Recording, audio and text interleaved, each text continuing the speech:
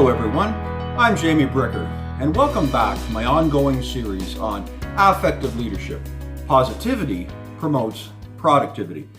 Now today we're going to focus specifically on 5 steps to better understanding, to help affective leaders get a better feel of who they're working with, their needs, their strengths, and so on.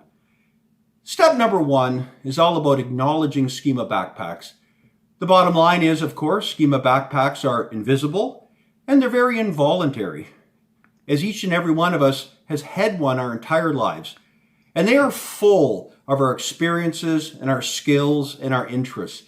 And affective leaders recognize that the key is to build teams and departments across your organization in which people bring very different schema backpacks into play. Because this sense of synergy, the best of the best, really strengthens the overall organization.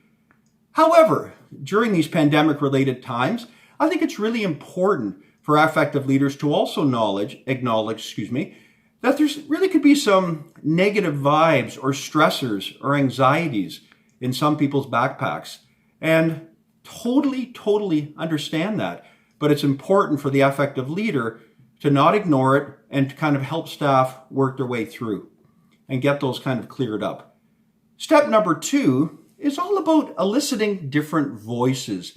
Vibrant, dynamic organizations are places where people can genuinely share their thoughts on a professional topic.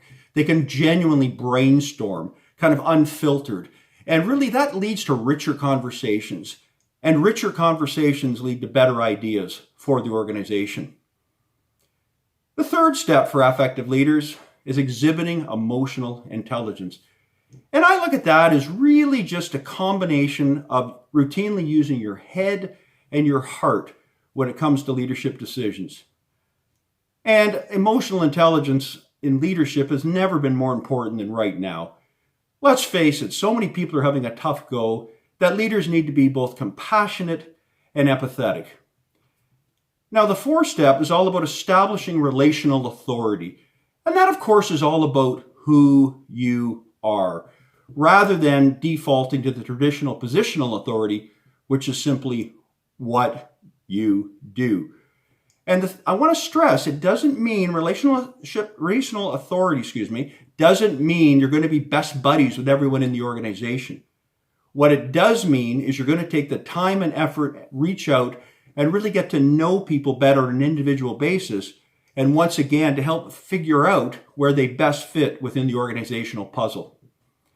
And the 5th stage is all about promoting future leaders. We want to be part of organizations which encourage people to better themselves, which of course ultimately betters the organization. And the way I always look at it is the steady, reliable workers, I would consider them our hurdlers. And it's my job as the affective leader to encourage and support hurdlers to become high jumpers. High jumpers are those really high-performing people who already take on a lot of responsibility, but they may well have future aspirations. Once again, my job to help high jumpers become pole vaulters. So it's an endless progression of people striving to improve themselves and, of course, in turn, improving the overall organization. So in closing, affective leaders realize that rather than trying to make themselves better understood, their time is far better spent trying to understand others.